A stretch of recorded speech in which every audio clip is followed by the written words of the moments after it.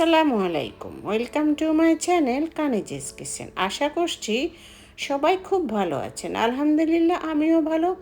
তো দর্শক, হাঁটি হাঁটি পা পা করে শীত কিন্তু বেড়েই চলছে। তো এর মধ্যে যদি আমরা শীতের পিঠা না খাই তাহলে কি হয়? তো আমি আজকেও আপনাদের জন্য এই দ্বিতীয় পর্বে নিয়ে এসেছি তিলের কাটা পিঠা।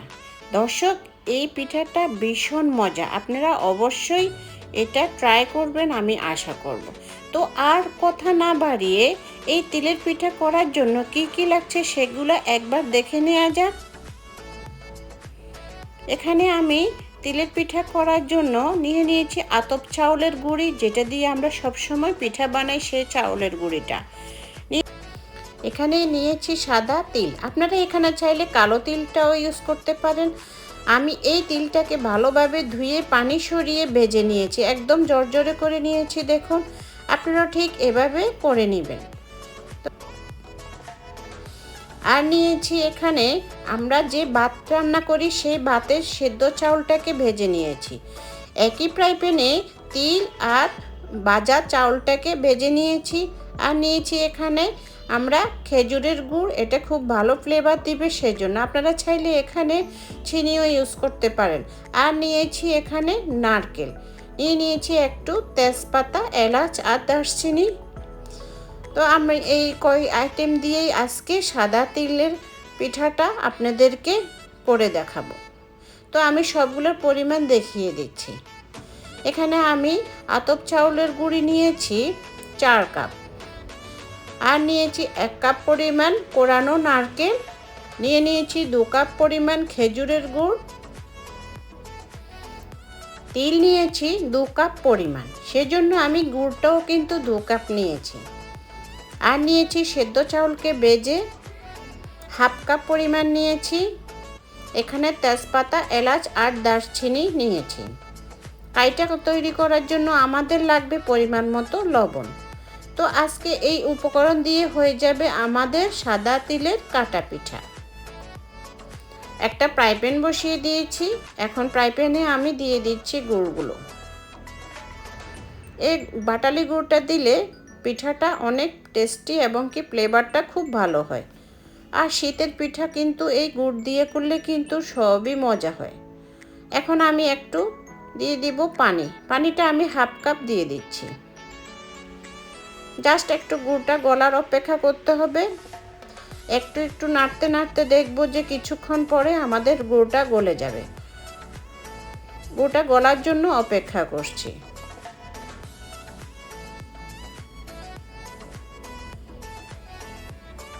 আমাদের গুড়টা গলে গিয়েছে, এখন দিয়ে দিব কোরানো নারকেল 1 কাপ।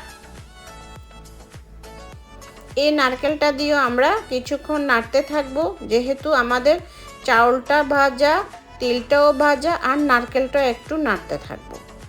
এখন দিয়ে দিব তেজপাতা, এলাচ আর দারচিনি, চাইলে এটা আপনারা গুড়ের সাথেও দিয়ে দিতে পারেন। এখন আমি দিয়ে দিব এই তিলটাকে আমি ব্লেন্ডারে ব্লেন্ড করে নিয়েছি। দেখুন, আপনারাও কিছুটা ব্লেন্ড করে নেবেন, একদম আদা ব্লেন্ড করে নেবেন, পুরোটা মিহি করতে যাবেন না। এই তিলটা দিয়েও আমি নারকেল আর গুড়ের সাথে ভালোভাবে মিশিয়ে নিচ্ছি।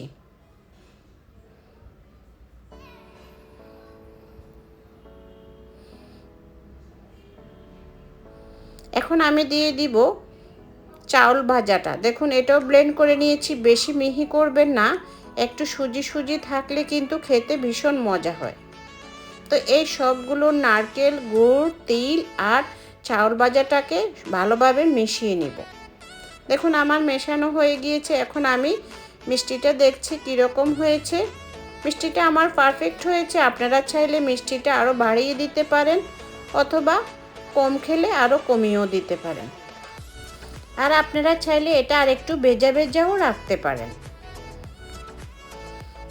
কাইটা তৈরি করার জন্য ফ্রাই প্যানে পানি বসিয়ে দিয়েছি, আর মেজারমেন্ট কাপে মেপে যে 4 কাপ গুঁড়ি রেখেছি সেটা দিয়ে দিব।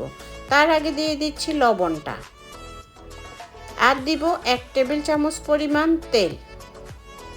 আমরা যে রেগুলার তেল ইউজ করি সেটা দিয়ে দিচ্ছি। এই তেলটা দিলে পিঠাটা কিন্তু উপরের গ্লেজটা সুন্দর দেখাবে, সেই জন্য। তো আমি একটু ঢাকনা দিয়ে রাখছি ভালোভাবে ফুটে ওঠার জন্য, মানে পানিটাকে সিদ্ধ করে নিচ্ছি। পানিটা ভালোভাবে ফুটে উঠেছে, এখন আমি ঢাকনাটাকে তুলে দিচ্ছি। এবার আমি মেজারমেন্ট কাপে মাপা সেই আতপ চালের গুঁড়িটা দিয়ে দিচ্ছি। 4 কাপ পানির সাথে আমি 4 কাপ গুঁড়ি দিয়ে দিচ্ছি, কারণ আমরা কিন্তু এই পানিটার সাথে এই গুঁড়িটাকে ভালোভাবে সেদ্ধ করতে হবে। সেদ্ধ না হলে কিন্তু পিঠাটা ভালো হবে না। তো এরকম ঢাকনা দিয়ে কিন্তু আমি 2 মিনিটের মতো রেখে দিচ্ছি, আর এভাবে ফুটে উঠবে। দেখুন আমাদের ভাত রান্না যেরকম ফুটে ওঠে, এরকম পানিটা এরকম ফুটে উঠবে। এখন আমি ঢাকনাটা তুলে দেখছি, মাঝখানটা আমি একটু পাক করে দিব। এখন কিন্তু আমি নাড়ব না, এরকম পাক করে মাঝখান থেকে পানিটা ফুটে উঠলে তখন আমাদের কাইটা ভালোভাবে সেদ্ধ হবে। এর ফাঁকে আপনারা পাশের চুলায় চাইলে একটু গরম পানি বসিয়ে রাখতে পারেন, কারণ যদি আমাদের এই আটাটা সিদ্ধ ড্রাই থাকে তাহলে সেক্ষেত্রে আমরা একটু গরম পানি দিয়ে দিতে পারি। 3 মিনিট পর এখন আমি কাইটাকে নেড়ে দিচ্ছি। দেখুন এভাবে একটা কাঠি দিয়ে এরকম টেনে টেনে চারধারে নেড়ে দিতে হবে। এই অবস্থায় আমাদের কাইটা যদি ভালো না ড্রাই মনে হয় তাহলে একটু আমরা গরম পানি দিতে হবে, কোনো রকম ঠান্ডা পানি দেওয়া যাবে না। আমি কাইটাকে এখন পর্যন্ত নাড়ছি। এই গরম গরম অবস্থায় যত নাড়বেন এই কাইটা ততই স্মুথ হবে, কোনো রকম দলা দলা ভাব থাকবে না। এখন আমি আবারও ঢাকনা দিয়ে রাখবো, 5 মিনিট পর ফিরে আসব। 5 মিনিট পর দেখুন কাইটাকে এখন মথে নেওয়ার সময় হয়েছে।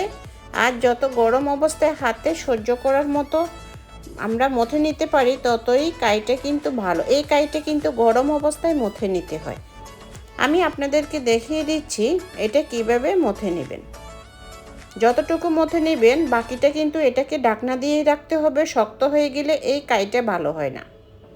দেখুন আমি দেখিয়ে দিচ্ছি, হাতের তালু দিয়ে ছেপে ছেপে এরকম টেনে টেনে এই কাইটা করে নিতে হয়। আর যদি কাইটা শক্ত মনে হয় তাহলে এরকম হাত লাগিয়ে পানিতে এরকম করে মথে নেবে। মথে নেওয়ার পর আমি বড় একটা রুটি বানিয়ে এরকম শেপে কেটে নিয়েছি। আপনারা চাইলে বড় রুটি দিয়েও কেটে নিতে পারেন।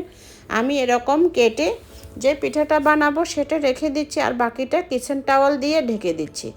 নতুবা আমাদের পিঠাগুলো কিন্তু উপরে শক্ত হয়ে গেলে পিঠাটা ফেটে যাওয়ার সম্ভাবনা থাকে।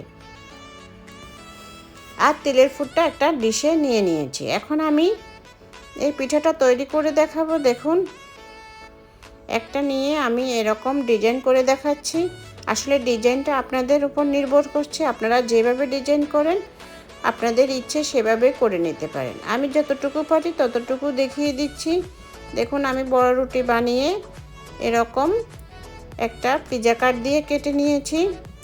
এগুলো সম্পূর্ণ আপনাদের ইচ্ছে, যেভাবে ইচ্ছে সেভাবে ডিজাইন করতে পারেন। আমি কাঁটা চামচ দিয়ে চারধারে এরকম চেপে চেপে আরেকটা ডিজাইন করে নিচ্ছি। দেখুন কিছুক্ষণ পর পর কাঁটা চামচটাকে গুঁড়ি অথবা তেলের সাথে লাগিয়ে চেপে চেপে ডিজাইনটা করবেন, নতুবা কাইয়ের সাথে কাঁটা চামচটা লেগে যেতে পারে। আমি নাইফ দিয়ে দেখুন কোনাকুনি করে কেটে নিয়েছি, আর হাত দিয়ে কোনাগুলো চেপে দিচ্ছি। এটাও কিন্তু আরেকটা ডিজাইন হয়ে যায়।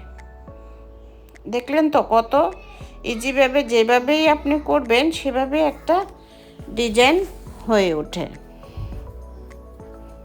আপনি ডিজাইন না করলেও কোনো সমস্যা নেই, পিৎজা কাট দিয়ে প্লেনভাবে করলেও কিন্তু পিঠাগুলো কিন্তু সুন্দর দেখায়।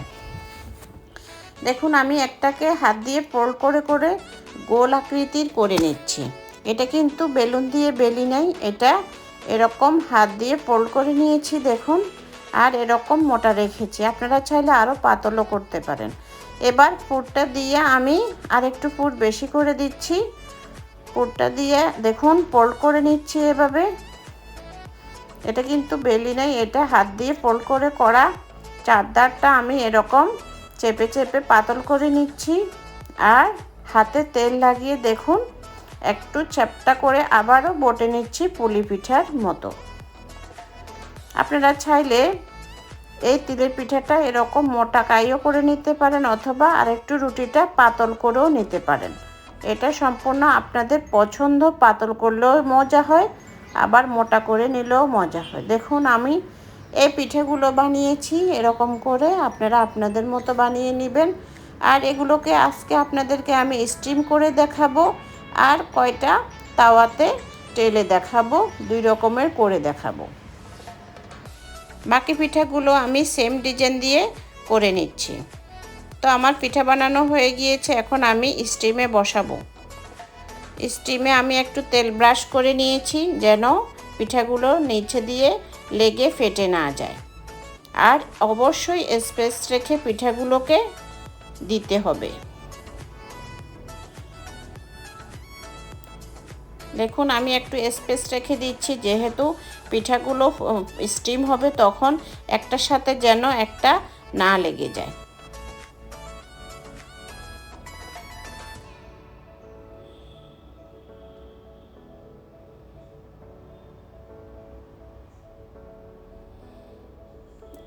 পানিটা ফুটে উঠেছে, দেখুন আমি স্টিমে পানিটা বসিয়ে আগেই রেখেছি। এখন আমি স্টিমে পিঠাটা দিয়ে দিব।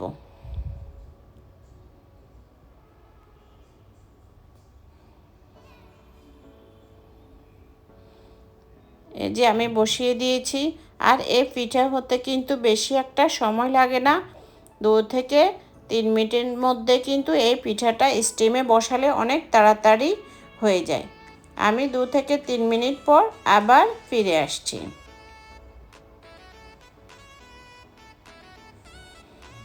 দেখুন পিঠাটা হয়ে গিয়েছে একদম।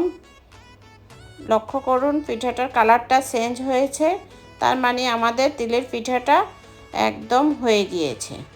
এখন এগুলোকে খুব সাবধানে তুলে নিতে হবে যেন ভেঙে না যায়। এগুলো তুলে নিয়ে বাকিগুলো দিয়ে দিয়েছি। এটাও ঢাকনা দিয়ে দিব, এদিক দিয়ে স্টিম হতে থাক। আমি এখন ফ্রাই প্যানে কীভাবে আপনারা এটা সেঁকে নেবেন সেটা দেখিয়ে দিচ্ছি। একটা ফ্রাই প্যান বসিয়ে দিয়েছি, এটা আমি অলরেডি গরম করে নিয়েছি। গরম করে মিডিয়াম হিটে রেখেছি, আর পিঠাগুলো দিয়ে দিচ্ছি। পিঠাগুলো কিছুক্ষণ এভাবে রাখবেন, ঢাকনা দেওয়ার কোনো প্রয়োজন নেই। আবার চুলোটাও কিন্তু হাই হিটে দেওয়া যাবে না, এতে করে পিঠাগুলো পোড়া যাবে, খেতে ভালো লাগবে না। দেখুন আমার কত সুন্দর একটা হালকা কালার হয়েছে। এভাবে মিডিয়াম হিটে রাখলে কালারটাও সুন্দর হবে, পিঠার উপরের স্কিনটাও সুন্দরভাবে মচমচে হবে। আর তাওয়াতে করলে কিন্তু একটা স্মোকি ভাব আসে, মচমচে হয়, খেতেও ভীষণ মজা। এই পিঠাগুলো কিন্তু স্টিমেও মজা, তাওয়াতেও মজা, ভেজে নিলেও মজা।